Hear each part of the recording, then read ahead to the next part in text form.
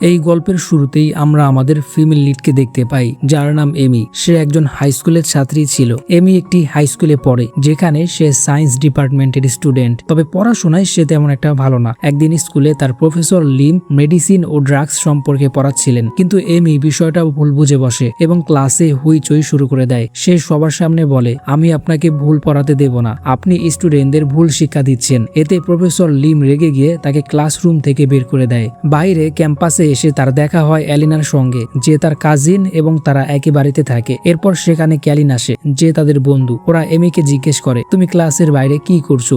নিশ্চয়ই আবার professor Lim তোমাকে বের করে দিয়েছেন। এমি তখন তার বন্ধুদের সামনে ভাব নিয়ে বলে, না, প্রফেসর লিম কেন আমাকে বের করে দিবে? আমি তো ইচ্ছে করে বের হয়েই এখানে এসেছি। এমির ফাফর শুনে সবাই তখন হেসে ওঠে। ঠিক তখনই এমির ফোনে একটি মেসেজ আসে। সেখানে লেখা থাকে যে তাকে টিচার্স রুমে যেতে হবে। এমি টিচার্স রুমে পৌঁছায়। সে ভাবে প্রফেসর লিম তাকে আবার বকাঝকা করবেন, তাই সে মনে মনে ঠিক করে নার্সারির একটি কবিতা বা গান শুনিয়ে তাকে খুশি করবে, যাতে তিনি তাকে আবার গ্রেড স্কুলে পাঠিয়ে দেন। আসলে এমি এই স্কুলে পড়তে চায় না, কিন্তু তার মা চায় সে সায়েন্স নিয়েই পড়াশোনা করুক। তাই সে নিজের পরিকল্পনা অনুযায়ী প্রফেসর লিমের সামনে গান গেয়ে বলে, প্লিজ আমাকে আবার গ্রেড স্কুলে পাঠিয়ে দিন। প্রফেসর লিম বলেন, আগে আমাকে কথা বলতে দাও। এরপর তিনি বলেন, আজ তুমি ক্লাসে যা করেছো তার শাস্তি হিসেবে তোমাকে একটা কাজ করতে হবে। তোমাকে রোজওয়েল কর্পোরেশনকে বোঝাতে হবে যেন তারা আমাদের ইউনিভার্সিটির জন্য ইনভেস্ট করে। তুমি আমাদের ইউনিভার্সিটির হয়ে কাজ করবে, তাই এই কাজটা তোমাকেই করতে হবে। এমি জিজ্ঞেস করে, মিস্টার রোজওয়েলের পুরো নাম কি? প্রফেসর লিম বলেন, তার নাম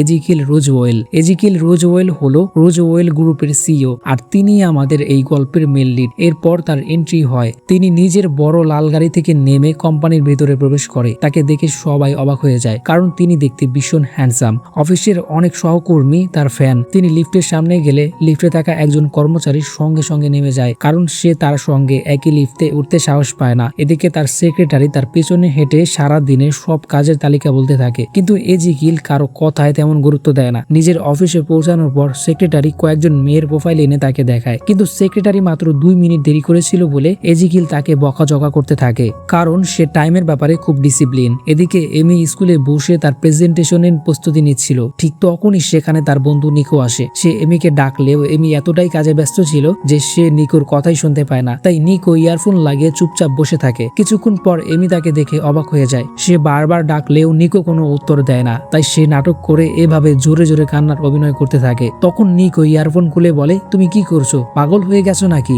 এরপর সে জানতে চায় এমি কি কাজ করছে, কিন্তু প্রফেসর লিম এমিকে তো আগেই বলে দিয়েছিল যে সে এই বিষয়টা কারোর সাথে শেয়ার করতে পারবে না। এদিকে কয়েকজন মেয়ে নিকোকে দেখে মুগ্ধ হয়ে যায় এবং বলতে থাকে নিকো কত হ্যান্ডসাম। তখন এমি বলে, ও সত্যি খুব স্মার্ট। কত মেয়ে ওর পিছনে ঘুরে, কিন্তু সে কাউকেই পাত্তা দেয় না। আমার তো মনে হয় ও ঘে। এরপর সে সরাসরি নিকোকে জিজ্ঞেস করে, তুমি কি কাউকে পছন্দ করো? যদি করো তাহলে তাকে নিজের মনের কথা বলে দাও।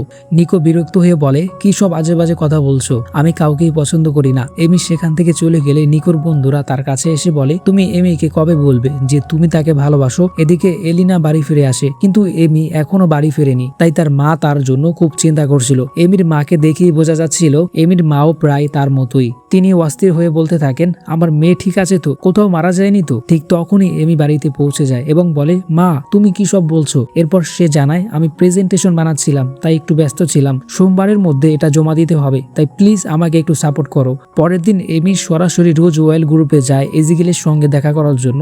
এত বড় কোম্পানি দেখে সে অবাক হয়ে যায়। তারপর সাহস করে ভিতরে ঢুকতে গেলে গার্ড তাকে আটকায় আর বলে, তুমি ভিতরে যেতে পারবে না, তোমার কাছে কি পাস আছে? এমি অবাক হয়ে বলে, পাস লাগবে? এরপর সে নিজের সোশ্যাল মিডিয়ার পাসওয়ার্ড বলতে শুরু করে এবং বলে, এই তো আমার পাস। এই কথা শুনে গার্ড রেগে যায় এবং তাকে ধমক দিয়ে সেখান থেকে বের করে দেয়। হতাশ হয়ে এমি বাইরে চলে আসে এবং মনে মনে বলে, মনে হচ্ছে এবার আমি আর বাঁচবো না। এরপর সে রাস্তা পার হতে যায়। ঠিক তখনই সামনে দিয়ে এজিকেলের গাড়ি আসছিল। যদিও গাড়ির সঙ্গে ধাক্কা লাগে না, তবুও এমি রাস্তার মাঝখানে বসে চিৎকার করে বলতে থাকে, আমি মরে গেছি। এজিকেল গাড়ি থেকে নেমে এসে বলে, এ কি করছো তুমি? এমি বলে, মনে হচ্ছে আমি সত্যি মারা গেছি। নিশ্চয়ই একজন ফেরেশতা আমাকে স্বর্গে নিয়ে যেতে এসেছে। এ কথা বলি সে এজিকেলের গাল টেনে বলে এই ফেরেশতাটা কত হ্যান্ডসাম। এজিকিল বিরক্ত হয়ে বলে কি সব আজে বাজে কথা বলছো। তখন এমি চারদিকে তাকিয়ে বুঝতে পারে যে সে আসলে মরেনি। ঠিক তখনই একটি ছোট ছেলে সেখানে রুটি বিক্রি করতে আসে। এমি মনে মনে ভাবে যে এই ছোট ছেলেটি হয়তো এজিকেলের ছেলে। সে এজিকেলকে বলে তুমি কেমন বাবা, নিজে এত সুন্দর স্যুট পরে ঘুরছো আর নিজের ছেলেকে রাস্তায় রুটি বিক্রি করতে পাঠিয়েছো, তোমার লজ্জা করে না? ছোট ছেলেটি তখন বলে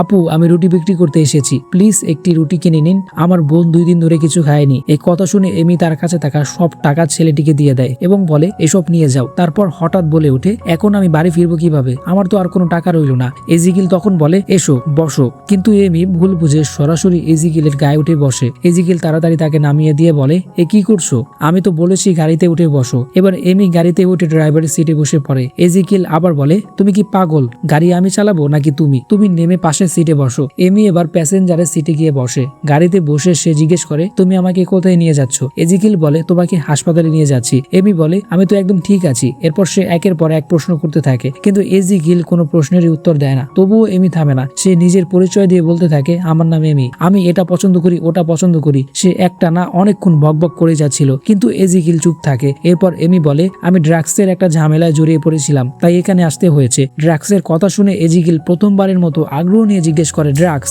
এমি তখন বলে হ্যাঁ, আসলে আমাকে রোজওয়েল গ্রুপকে আমাদের ইউনিভার্সিটিতে ইনভেস্ট করতে রাজি করাতে হবে, তাই আমি এজিকিল রোজওয়েলের সঙ্গে দেখা করতে এসেছি। এরপর সে আবার বলতে থাকে আমার তো মনে হয় এজিকিল রোজওয়েল নিশ্চয়ই খুব মোটা এবং খাটো আর দেখতে একদম বাজে ধরনের মানুষ হবে, সব সিও যেমন হয়। এই কথা শুনেই এজিকিল হঠাৎ গাড়িটা জোরে ব্রেক করে। তারপর সে বলে গাড়ি থেকে নেমে যাও। এমি অবাক হয়ে বলে কিন্তু আমার তো আর কোনো টাকা নেই, তুমি তো দেখেছো সব টাকা ওই বাচ্চাটাকে দিয়ে দিয়েছি, আমি বাড়ি ফিরবো কিভাবে? বিরক্ত হয়ে এজিকিল নিজের মানিব্যাগ থেকে কিছু টাকা বের করে তাকে দিয়ে বলে এই নাও, এইতেই তোমার হয়ে যাবে, এখন বাড়ি চলে যাও। কিন্তু এমি বলে আমি এভাবে বাড়ি যেতে পারবো না। তারপর সে এজিকিলের কাছে একটা ম্যাপ চায়। এজিকিল কিছুক্ষণ ভেবে বলে আচ্ছা দাঁড়াও। এরপর সে এমিকে নিজের কোম্পানিতে নিয়ে যায়। রোজওয়েল গ্রুপের সামনে পৌঁছাতেই এমি জিজ্ঞেস করে তুমি কি এখানে কাজ করো? আমার তো মনে হয় তুমি এখানে ড্রাইভার। এজিকিল শুধু বলে আমার পেছন পেছন এসো, কিন্তু এমি ভিতরে ঢুকতেই সেই গার্ড তাকে আবার আটকে দেয় এবং বলে তোমার তো পাস নেই, তাই তুমি ভিতরে যেতে পারবে না। এমি বসে কান্না করতে থাকে এবং বলে এখন আমি কি করব?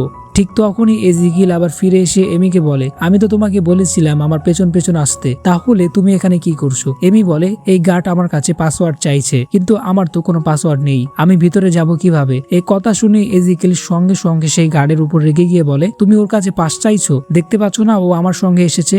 এই কথা বলে সে আবার ভিতরে চলে যায়। এদিকে এমি গার্ডকে সান্ত্বনা দিয়ে বলে চিন্তা করো না, ও তো শুধু একজন ড্রাইভার, ওর কথা শুনে ভয় পেও না। এরপর এজিকিল আবার ফিরে এসে বিরক্ত হয়ে বলে আমি তো বলেছি আমার পেছনে আসো। অফিসের সবাই এজিকিলকে খুব সম্মান করছিল। এটা দেখে এমি বলে একজন ড্রাইভারকে সবাই এত সম্মান করছে কেন?